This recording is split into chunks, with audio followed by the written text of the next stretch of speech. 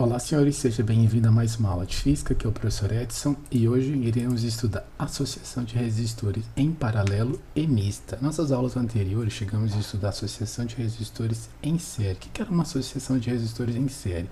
É aquela em qual um resistor se encontra seguido do outro, ou seja, um em série do outro, e sua característica principal é que todos possuem a mesma corrente elétrica, certo? Agora, na associação em paralelo, como a gente pode ver nessa imagem aqui, ó, a gente verifica que um resistor é paralelo ao outro e a característica fundamental desse sistema aqui é que todos possuem a mesma diferença de potencial, certo? Outra característica importante da associação de resistores em paralelo é que o nosso circuito elétrico ele funciona de uma maneira independente. Como assim? Nessa outra imagem aqui a gente consegue ver uma fonte de alimentação, no caso uma fonte de energia que é o nosso gerador, nossa bateria.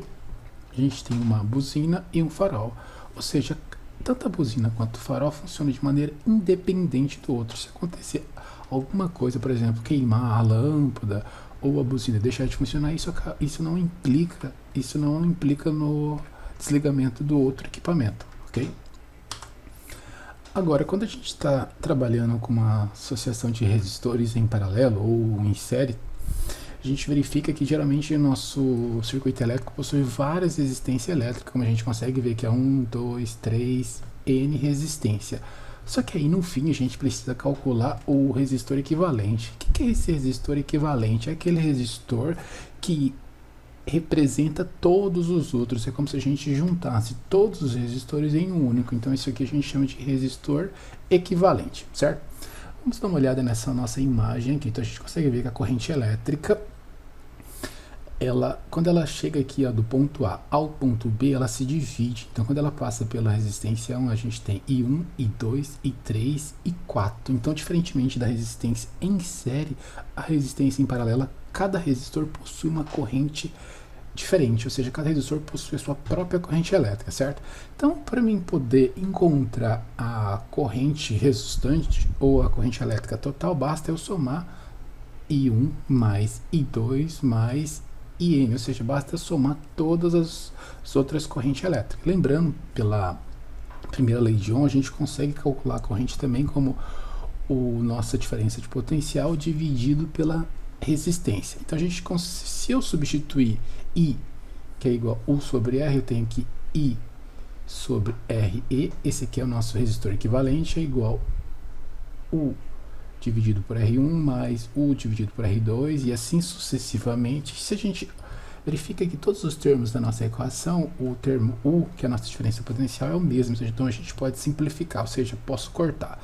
Sendo assim, minha equação final fica aqui 1 sobre a resistência equivalente é igual a 1 sobre R1, que é igual mais 1 sobre R2 e assim sucessivamente. Ou seja, para você encontrar a resistência equivalente, basta você somar o inverso de cada resistência, ok? Essa é a equação que a gente usa para encontrar um resistor equivalente em uma associação em paralelo, beleza? Certo, agora eu coloquei para vocês aqui dois casos particulares. O que seriam esses casos particulares? É aquele caso que geralmente quando você está resolvendo algum exercício, ele aparece. Então, para poder facilitar um pouco a sua vida, eu já coloquei um resuminho aqui para te ajudar. Então, vamos lá. O primeiro caso é quando a gente tem N resistores que possuem a mesma resistência, ou seja, R1 é igual a R2, que é igual a R, N que é igual a 1R, ou seja, todos os resistores possuem o mesmo valor. Então, caso o exercício peça para você encontrar a resistência equivalente, basta você pegar o valor de R, que é o mesmo para todos, e dividir por N. O que seria esse N aqui? Seria o número de resistores, certo? Então, se eu tenho dois resistores, basta pegar R e dividir por 2. Então, aqui você consegue observar outra característica importante da associação em paralelo, é que o resistor equivalente, o valor dele é sempre menor do que o valor individual de cada um dos seus resistores, certo? Ok, o segundo caso particular importante é quando a gente tem uma associação composta de apenas dois resistores. Então eu tenho apenas dois resistores, só que agora eles possuem valores diferentes, certo? Então nesse caso particular, o exercício pede para você encontrar a resistência equivalente. O que você faz? Você pega o produto dividido pela soma. Então basta pegar o produto dividido pela soma e você já encontra o valor da resistência equivalente, certo? Então esse aqui seria dois macetes para facilitar um pouco a sua vida. Agora um resuminho do que seria toda essa nossa associação em paralelo. Então vamos lá. A gente tem alguns pontos importantes. O primeiro, a DDP, que é a nossa voltagem, que é a nossa diferença de potencial, é a mesma para todos os resistores. A gente já havia visto isso anteriormente. 2. A corrente elétrica total é igual à soma. Então a gente viu que a corrente elétrica ela se divide cada uma das suas ramificações e no fim basta somar todas as correntes elétricas que eu encontro a corrente elétrica inicial. 3. O inverso da resistência equivalente é igual à soma da resistência da associação. Foi o que a gente tinha visto aqui, né? O inverso da resistência equivalente é igual à soma do inverso das resistências da associação. Veja a nossa equação aqui. 5. A corrente elétrica é inversamente proporcional à resistência elétrica. A gente também viu isso aqui. Veja que a corrente elétrica é inversamente proporcional à resistência elétrica. 5. A potência elétrica é inversamente proporcional à resistência elétrica. Então, o que a gente tem? Que quanto maior a resistência, menor será a potência dissipada, já que são grandezas inversamente, se uma aumenta, a outra diminui, certo? Então, quanto menor a resistência, maior a potência e vice-versa. E por fim, 6. A potência total é igual à soma da potência de cada resistor. Então basta você somar a potência em cada resistor que você possui a potência total. Agora uma associação mista. Então a gente estudou associação em série, associação em paralelo, e agora a gente tem uma associação mista. O que seria essa associação mista? É quando você pega tanto um circuito em série e junta com um circuito em paralelo. Então a gente tem uma junção desses dois circuitos, a gente tem um circuito misto. Na realidade, esse circuito misto é o que ele faz parte do nosso dia a dia, já que geralmente nossos circuitos elétricos ele é um tanto mais complexo do que simplesmente série em paralelo, certo? Então veja a nossa imagem aqui, eu tenho uma resistência em série, eu junto ela com um circuito elétrico em paralelo, então eu vou ter um circuito misto, que eu consigo ver que é uma lâmpada que está em série com um sistema em paralelo, certo? Então isso aqui representa mais a nossa realidade.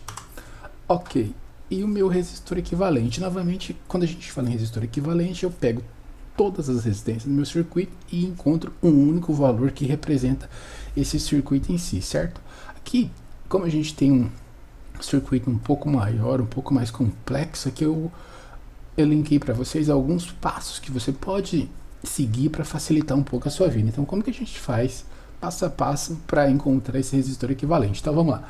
Primeiro, a gente identifica e nomeia todos os nós da associação. Então, veja aqui, o que seria esse nó? O nó seria esse ponto. Então, veja, ó, tem o ponto A, chegou até um outro ponto A. Veja que nesse intervalo de A até A não tem nenhuma resistência elétrica. Quando você estiver diante de um caso como esse, que o fio não tem nenhuma resistência elétrica, você continua. Então, você sai do ponto A e continua.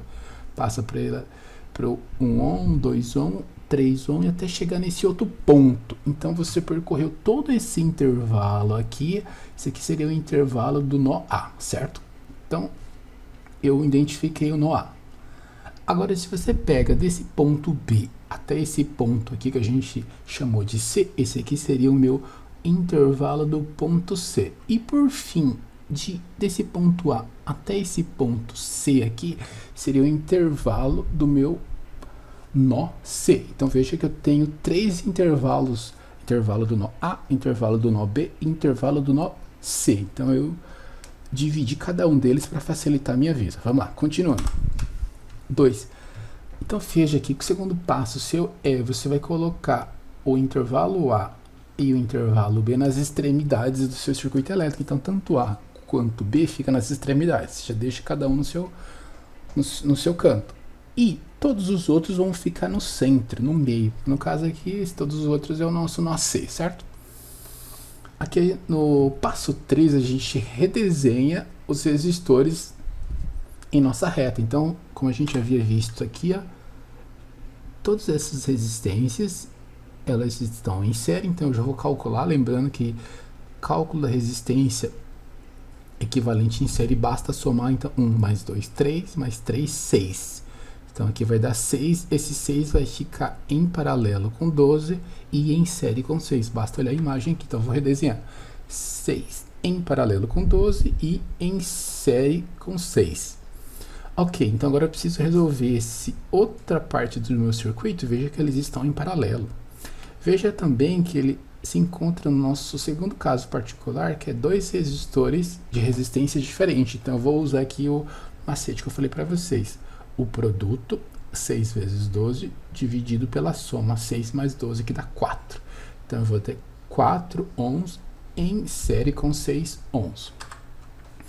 Dessa forma, então, você vai prosseguindo até chegar em um único resistor, que será o nosso resistor equivalente da associação. Então, 4 mais 6 dá 10. Então, o valor da resistência equivalente é 10 ohms. E assim a gente finalizou o nosso exercício, ok?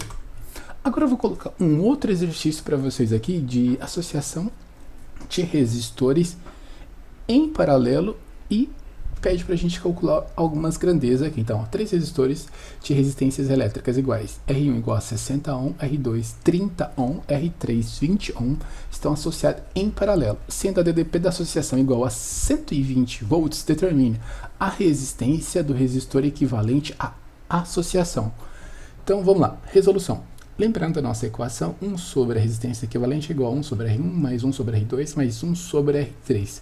Substituindo valores de cada um deles, então eu tenho aqui 1 sobre 60, mais 1 sobre 30, mais 1 sobre 20. Como a gente está trabalhando com fração, o primeiro passo aqui você precisa calcular o MC entre deles, certo? A gente tem 60, 30 e 20. Então o MC deles aqui vai ser 60. Então 60. Lembrando que você divide pelo denominador e multiplica pelo numerador. Então lá, 60 dividido por 60 dá 1. 1 vezes 1 dá 1, tá aqui. 60 dividido por 30 dá 2, 2 vezes 1 dá 2. 60 dividido por 20 dá 3, 3 vezes 1 dá 3, certo? Então a gente tem que substituir, aqui dá 3, 5, 6. Então eu tenho aqui uma resistência equivalente a 60 dividido por 6, que dá 10 ohm. Ok, letra A concluído. Letra B, a corrente elétrica em cada resistor. Como eu já tenho a resistência equivalente, agora eu posso encontrar a corrente elétrica. Lembrando aqui, né? Em paralelo, a DDP é a mesma para todos, ou seja, a diferença de potencial. Então eu pego a diferença de potencial dividido pela resistência 1, isso aqui vai me dar o valor da corrente 1. Então, ó, 120 dividido por 60 é igual a 2 ohm, 120 por 30, 4, 2 ampere, 120 por 30 dá 4 ampere, 120 por 20 dá 6 ampere. Então, letra B concluída. E por fim, a gente letra C, que é a potência total dissipada pela associação. Como a gente havia visto inicialmente, a potência total é igual à soma da potência em cada resistor. Então a gente tem que a potência total é igual, seria nosso π aqui, né?